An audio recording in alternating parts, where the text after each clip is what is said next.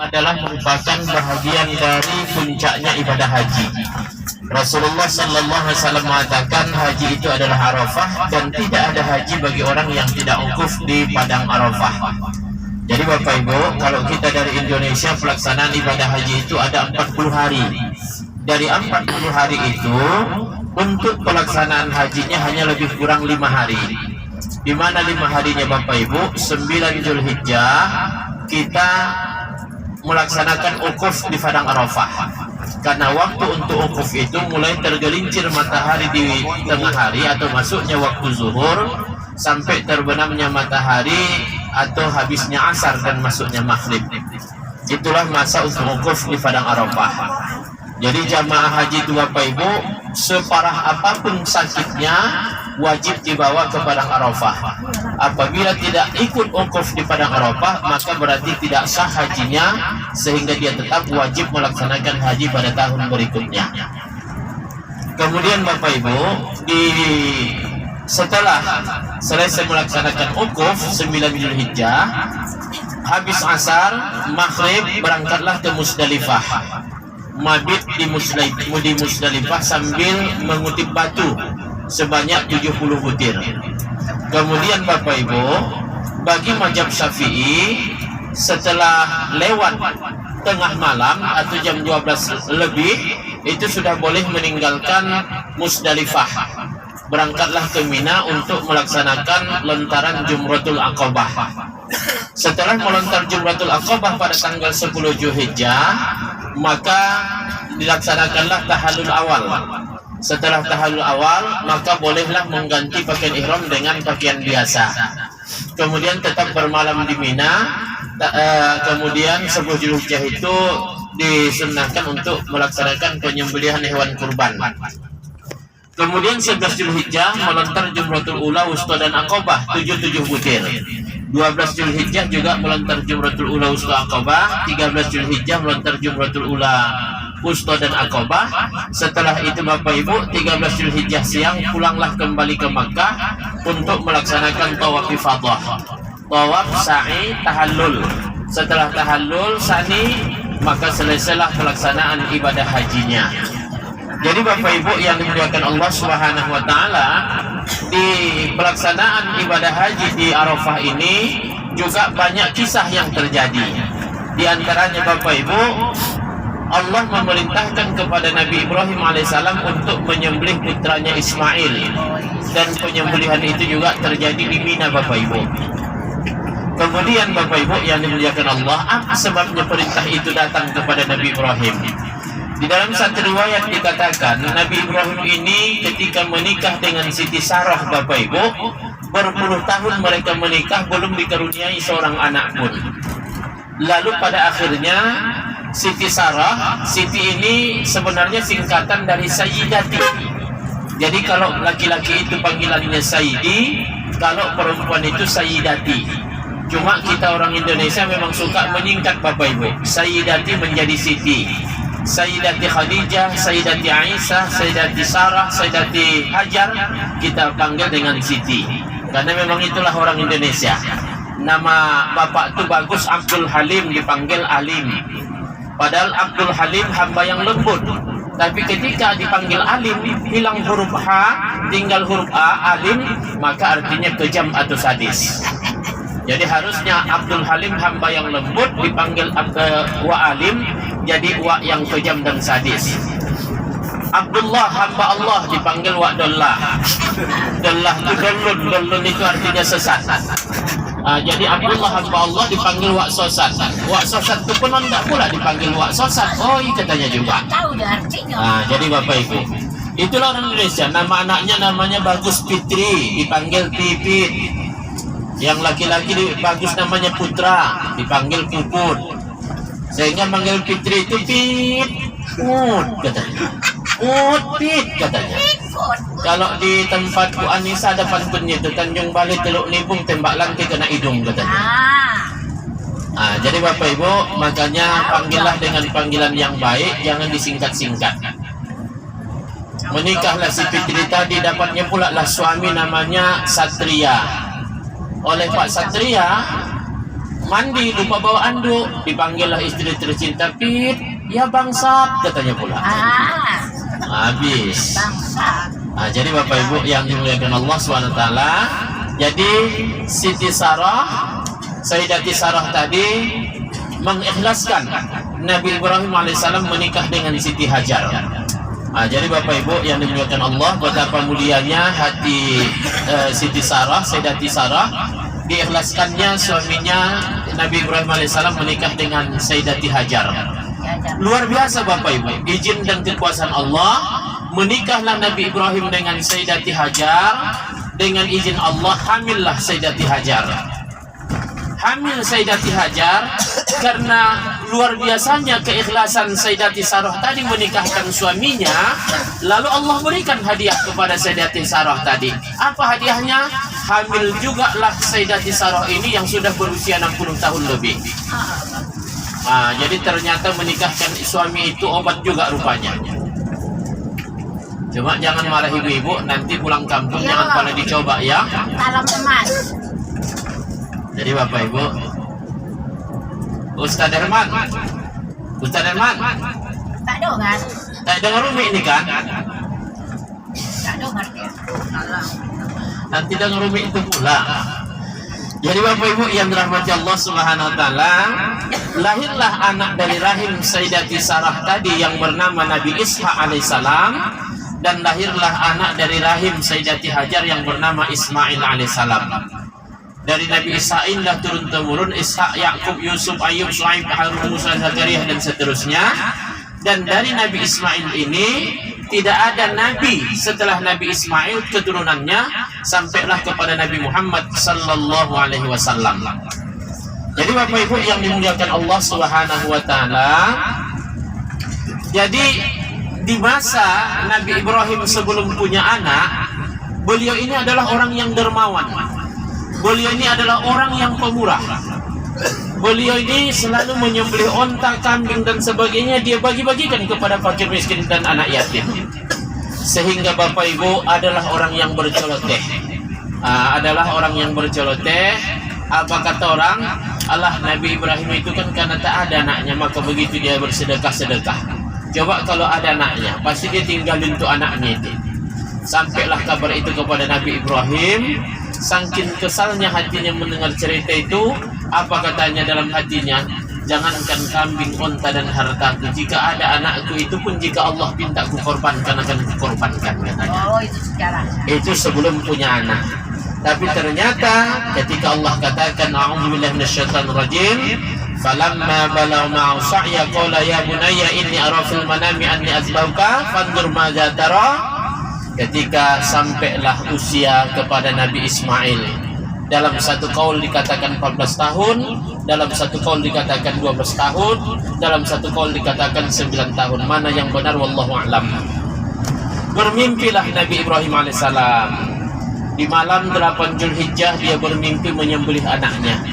Lalu dianggapnya itu sekadar mimpi, maka disebutlah 8 Zulhijjah itu hari Tarwiyah. Ternyata di malam ke-9 mimpi lagi dengan mimpi yang sama. Maka yakinlah dia itu perintah Allah, maka disebutlah hari Arafah. Dia sudah yakin kalau itu adalah perintah Allah, tapi belum tahu bagaimana cara menyampaikannya kepada putra tercinta. Ternyata di malam ke-10 mimpi lagi dengan mimpi yang sama. Jadi mimpi lagi dengan mimpi yang sama, tetap disembelih, dia melihat mimpi menyembelih anaknya. Maka Bapak Ibu di 10 Zulhijjah itu dilaksanakanlah penyembelihan. Maka disebutlah 10 Zulhijjah itu hari Adha. Adha itu adalah hari berkurban atau penyembelihan Bapak Ibu. Jadi Bapak Ibu yang dimuliakan Allah Subhanahu wa taala, ketika Nabi Ibrahim mengatakan wahai anakku inni ara fil manami anni azbahuka, wahai putraku tercinta, sesungguhnya aku melihat dalam tidurku, aku bermimpi ku sembelih kau nak. Fanzur madza tara, pikirkanlah wahai anakku apa pendapatmu. Tapi ternyata Nabi Ismail tanpa berpikir panjang mengatakan ya abatif al matumar, wahai ayahanda tercinta, lakukan apa yang Allah perintahkan kepadamu. Satajiduni insyaallah minas sabirin, niscaya akan kau temui nanti aku dari golongan orang-orang yang sabar. Akhirnya bersepakatlah mereka hendak melakukan penyembelihan itu Bapak Ibu. Tapi apa yang terjadi? Iblis datang kepada mereka. Iblis datang, apa kata iblis kepada Nabi Ibrahim? Tak kepotong anak kau dah begitu lama kau merindukannya. Itu bukan satu perintah itu.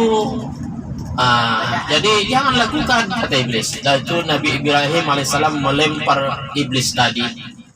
Kemudian digodanya lagi Ismail. Pergi kau main, nak potong ayahmu kau. Katanya tak sayang di sama kau. Ayahmu hanya sayang sama saudaramu Ishak. Datang Nabi Ismail tadi, dilempar lagi iblis tadi. Digodanya pula lah Siti Hajar. Hajar, anakmu nak dipotong lakimu. Pergi kojar itu. Oleh Siti Hajar dilemparlah iblis tadi. Jadi inilah Bapak Ibu rangkaian dari lantaran Jumratul Ula, Wusta dan Aqabah tadi. Maka orang-orang yang berhaji ketika melontar Jumratul Ula, Wusta dan Aqabah, hakikatnya melontar iblis yang ada di dalam dirinya. Maka setelah pulang dari melaksanakan ibadah haji, insya Allah akhlaknya semakin baik, perangainya semakin bagus, ibadahnya semakin meningkat, kemudian sedekahnya semakin banyak. Lalu ada yang bertanya, Ustadz, kenapa ada orang yang sudah pulang haji tetap main judi? Kenapa orang yang pulang haji tetap juga melakukan dosa? Jawabannya ketika dia melontar iblis di iblisnya ngelak, tak kono. Makanya ikut balik pulang ke Kuala Simpang. Jadi Bapak Ibu yang dimuliakan Allah Subhanahu wa taala. Jadi kita sudah sampai mendekati wilayah Padang Arafah Bapak Ibu. Insyaallah mudah-mudahan perjalanan kita ini Allah berkahi.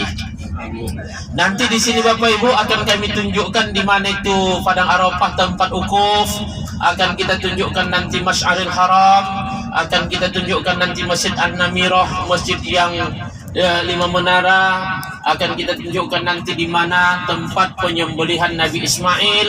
Akan kita tunjukkan nanti di mana tempat terjadinya penghancuran tentara Abraha yang naik gajah yang datang hendak menghancurkan Ka'bah, Bapak Ibu, yang diruntuhkan dan dihancurkan oleh burung ababil. Jadi Bapak Ibu yang dirahmati Allah Subhanahu wa taala, ini kita ini Bapak Ibu sudah memasuki wilayah Arafah. Di depan sana Musdalifah Bapak Ibu. Biasanya orang-orang Indonesia mendapatkan tempat yang pinggir-pinggir, yang jauh dari Mina Bapak Ibu.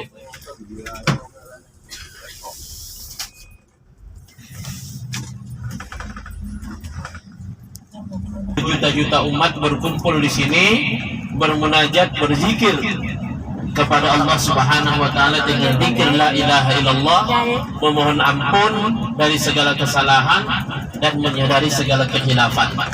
Bapak Ibu, mudah-mudahan kita yang ada di sini dan keluarga kita, ketika hari ini kita datang ke tanah Padang Arafah ini, semoga Allah segerakan kita datang kemari Bapak Ibu untuk melaksanakan ibadah haji bersama anak dan keluarga.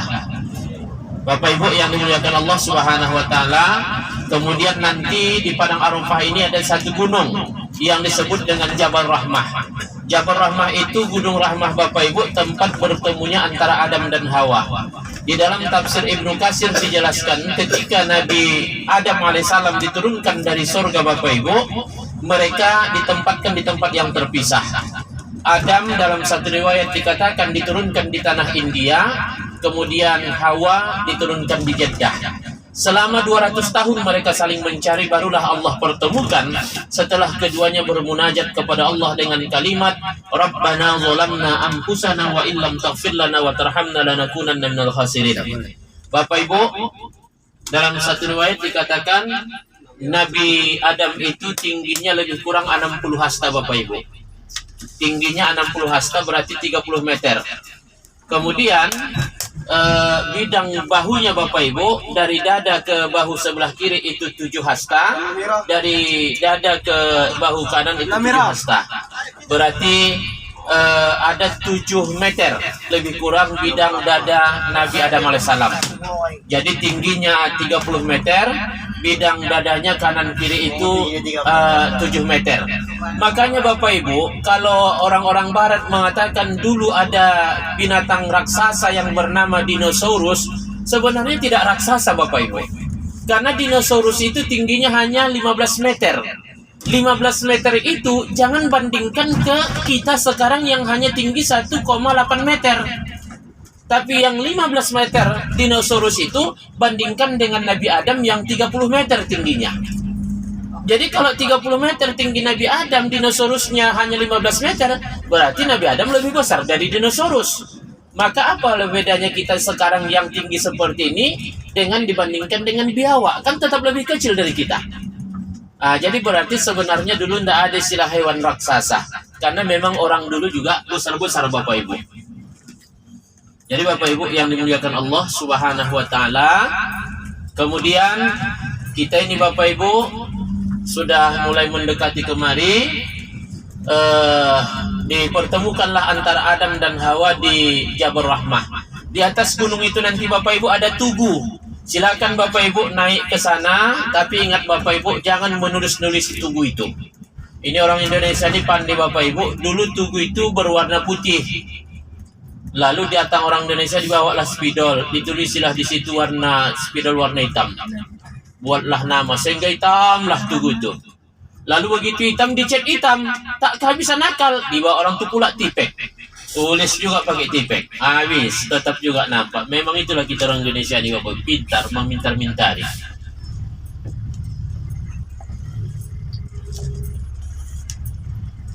Jadi Bapak Ibu kita nanti turun berjalan ke depan sampai ke sana kita foto bersama. Di sini nanti murah-murah belanjaan Bapak Ibu. Tapi tolong nanti pikirkan juga kopernya yang hanya 26 kilo maksimal isinya Bapak Ibu. Kalau memang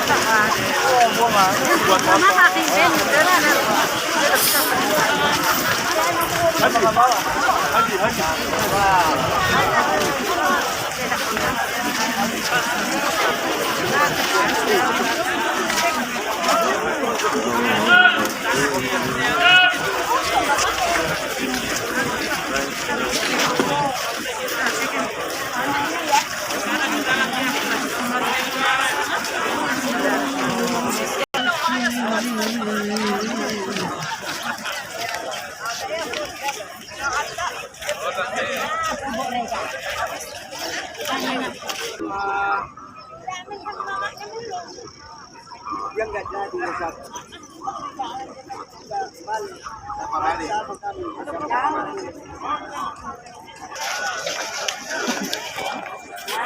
Jadi ini perjalanan naik ke Jabal Rahmah. Lihat banyak orang jalan ke Jabal Rahmah.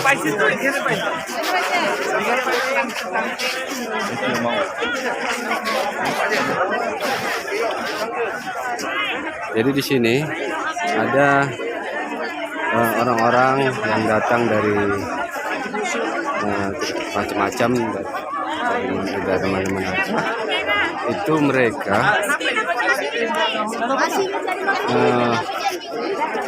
memoto kita, kadang memaksa untuk memoto kita, kemudian setelah dipoto itu kita dipaksa disuruh bayar, dan terkadang bayarnya itu tidak sesuai dengan harga pasarannya. Bisa saja lebih mahal, bisa saja lebih mahal.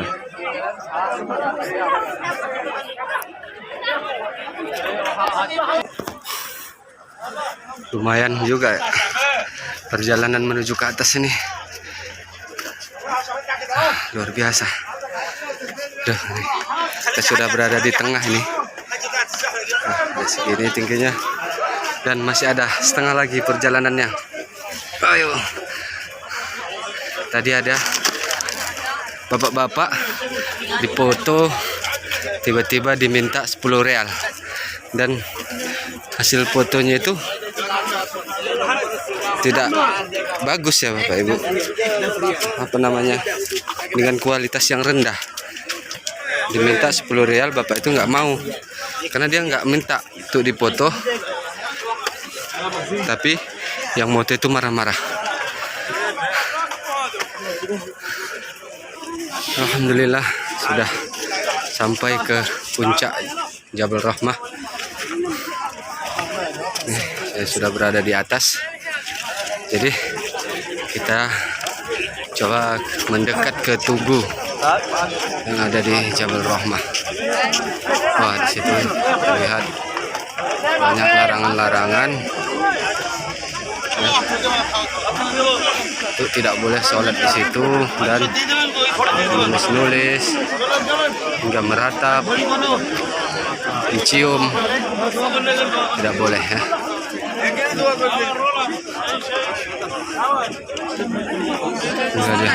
Lihat, tubuhnya ini sebenarnya warnanya putih. Banyak orang-orang yang tidak tahu entah dari mana dapat pelajarannya sehingga menulis-nulis namanya di situ.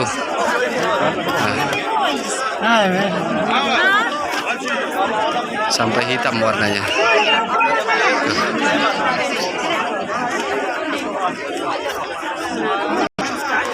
Jadi disinilah dulu tempat bertemunya Nabi Adam dan Siti Hawa. Ya, di sekitar bukit.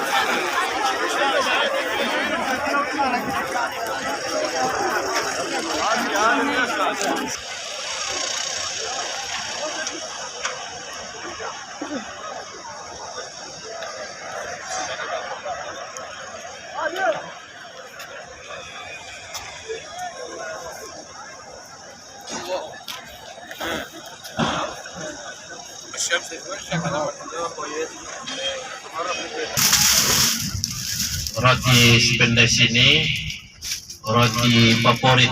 Kanan kita ini Masjid Masy'aril Haram. Di Masy'aril Haram ini Rasulullah Sallallahu Alaihi Wasallam pernah melaksanakan sholat jamak di saat melaksanakan ibadah haji. Dan Rasulullah SAW pernah berhenti ataupun berdiam di sini, Bapak Ibu, di masa hidup Rasulullah Sallallahu Alaihi Wasallam. Dan sebagai monumen didirikan di sini masjid. Jadi di sana Bapak Ibu banyak jamaah-jamaah yang berwudu karena memang nanti di Ji'ranah itu sangat padat. Jadi kita juga Bapak Ibu di sini nanti berhenti. Bagi yang mau melaksanakan umroh silakan Bapak-bapak di sini ganti pakaiannya. Supaya nanti di Masjid Ji'ranah kita tidak lagi lama ganti pakaian karena di sana nanti tempatnya sangat padat dan kecil. Nah, jadi udah dekat depan saja tadi. iya, di sana nanti ada yang lapang gitu kan. Ini Bapak Ibu kita lihat banyak batu-batu kerikil kecil. Inilah yang dikutipi ketika akan untuk melontar Jumratul Aqabah, Wusta dan Ula. Pada masa melaksanakan ibadah haji sebanyak 70 butir di 10 Zulhijjah dengan 7 butir, kemudian 11 21 butir, kemudian 12 21 butir dan 13 21 butir, maka genaplah 70 butir batu yang dilemparkan ke Jamarat ataupun Jumratul Ula, Wusta dan Aqabah. Jadi bapak-bapak silakan nanti ganti pakaian ihramnya di sini. Jamaah kita tadi selain Bang Haji Hajim dan Ibu, ada lagi yang umroh? Ya? Kalau memang mau dipakai boleh. Iya. Itu di dalam tas di belakang. Nah, jadi berarti ada 3 orang dan nanti insya Allah didampingi Ustadz Samsir ya, Pak Amin, Bang Haji. Ada Ustadz Samsir nanti yang mendampingi nanti. Hanya 4 orang yang melaksanakan ibadah umroh hari ini. Ustadz Samsir, Pak Amin, kemudian Bang Haji Hajim dan Ibu. Oh, Pak apa juga? Fahmi. Oh, Fahmi, berarti 5 orang. Bahwa ini sekitar Mina. Setelah tadinya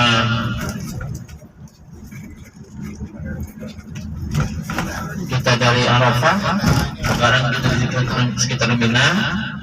Jadi disinilah jamaah haji melaksanakan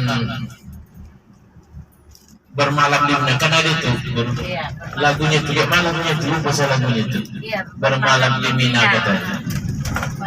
Ah, di sini tuh. Musdalifah.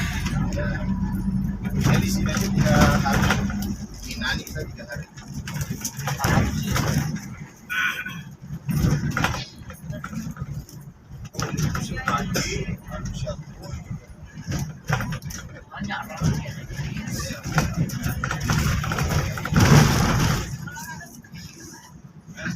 Jadi di Bapak Ibu di atas ini stasiun kereta api. Jadi masjid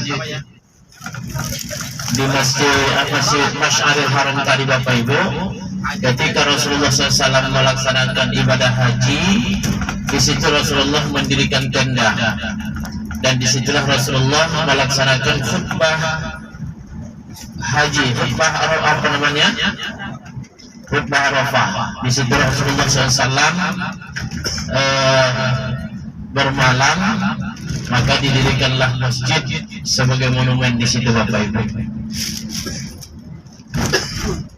Bapak Ibu yang dimuliakan Allah Subhanahu wa taala, ini menuju ke Jamarat. Ini di kiri kanan kita ini dan di kiri kita adalah tenda-tenda Mina. Ini Bapak Ibu di atas gunung sebelah kiri ini adalah istana kerajaan.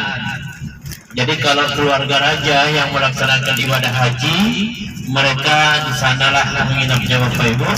Kemudian kalau ada tamu-tamu kerajaan itu dijamu di sana. Presiden SBY pernah dijamu di situ. Kemudian Presiden Joko Widodo juga pernah dijamu di situ Bapak Ibu ketika melaksanakan ibadah haji. Jadi kalau Bapak Ibu mau dijamu di situ cuma dua, kalau nggak jadi keluarga kerajaan jadi presiden dulu. Kemudian Bapak Ibu itu di sebelah kiri kita di atas gunung, lihat Bapak Ibu sebelah kiri di atas gunung di depan itu ada kecil seperti kubah masjid. Itu nampak Bapak Ibu di kiri di atas gunung itu adalah tempat pelaksanaan penyembelihan Nabi Ismail oleh Nabi Ibrahim alaihissalam. Itu yang disebut dengan Jabal Kurban itu. Itu di sebelah kiri depan sana. Karena ada seperti kubah masjid itu Bapak Ibu. Disitulah Nabi Ismail alaihissalam disembelih, yang pada akhirnya diganti oleh Allah Subhanahu wa taala dengan seekor kibas ataupun dengan seekor kambing. Dan nampak Ibu kan Bapak Ibu? Itulah dia di ujung sana. Jadi Bapak Ibu yang dimuliakan Allah, kemudian di sekitaran sini juga lah Bapak Ibu tentara Abraha yang dihancurkan oleh burung ababil, seperti yang Allah ceritakan dalam Al-Quran. A'udzubillahi minasyaitonirrajim. Bismillahirrahmanirrahim. Alam tara kaifa fa'ala rabbuka bi ashabil fil alam yaj'al kaidahum fi tadlil wa arsala 'alaihim tayran ababil tarmihim bi hijaratin min sijil faj'alahum ka'asfin ma'kul. Jadi tentara Abraha yang mengendarai gajah itu dilempari oleh burung ababil dengan batu yang dibawa dari api neraka. Kata Allah, faj'alahum ka'asfin ma'kul, maka dijadikanlah mereka bagaikan daun-daunan yang dimakan ulat. Nah, itu Bapak Ibu kita lihat gedung yang di atas gunung sana, itu adalah tempat kerajaan menjamu tamu-tamu negara.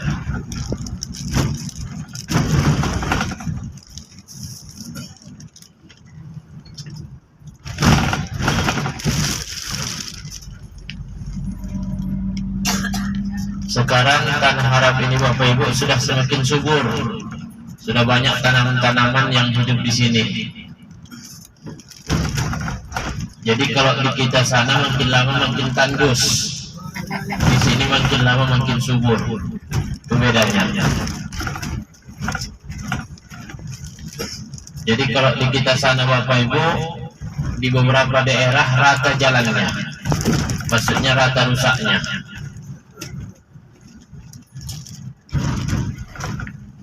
Bapak Ibu, itu di depan sana adalah tempat pelontaran Jamratul Ula, Wusta dan Aqabah. Kita naik nanti ke atas jalan layang, posisinya berada di sebelah kiri kita nanti.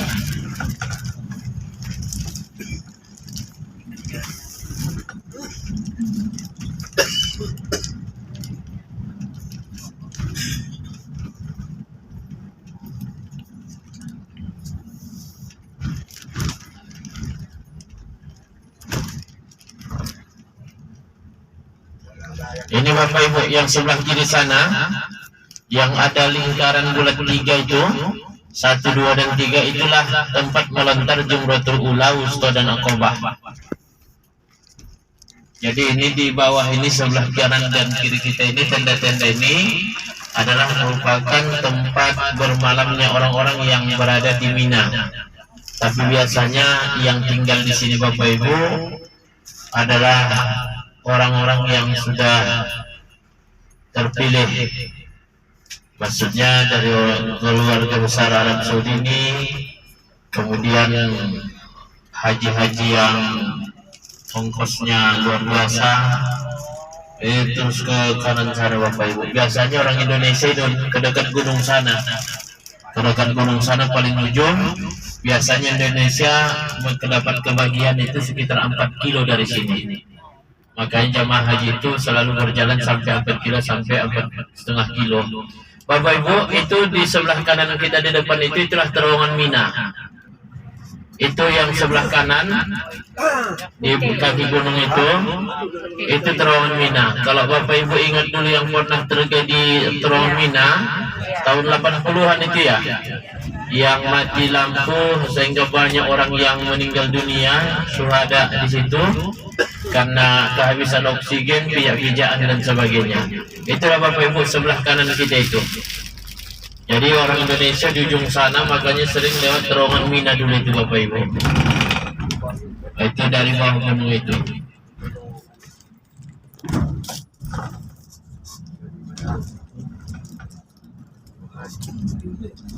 Jadi Bapak Ibu, kita tidak lewat terowongan Mina, kita tidak melintas dari sana. Cuma Bapak Ibu, karena kita tidak melewati terowongan Mina, maka kita melewati terowongan yang mirip terowongan Mina. Ini Bapak Ibu, di depan kita ini terowongan di dekat terowongan Mina Lele.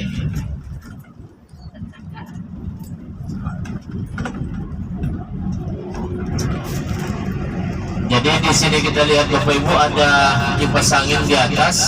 Itulah kipas angin yang menarik oksigen masuk ke dalam. Jadi dulu terowongan Mina itu satu terowongan dengan berjalan berlainan arah, maksudnya masuk dan keluar. Ketika mati lampu gelap, kemudian kipas anginnya juga berhenti sehingga oksigen tidak masuk ke dalam. Jadi orang yang masuk dari depan sibuk, yang masuk dari belakang juga sibuk, akhirnya di tengah-tengah injak-injakan. Makanya banyak yang meninggal dunia. Kenapa? Tidak tahu arah mau keluar kemana karena gelapnya. Kemudian ditambah lagi dengan kondisi udara yang tidak masuk ke dalam karena lampunya mati. Itulah tragedi Mina itu Bapak Ibu.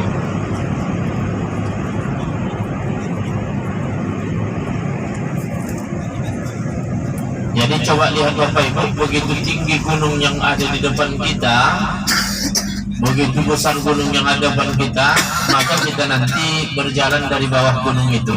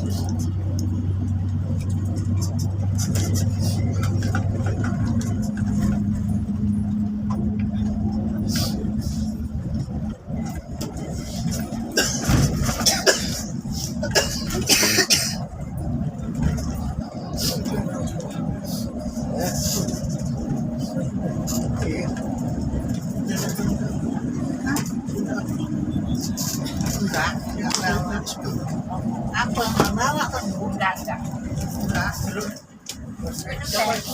Makan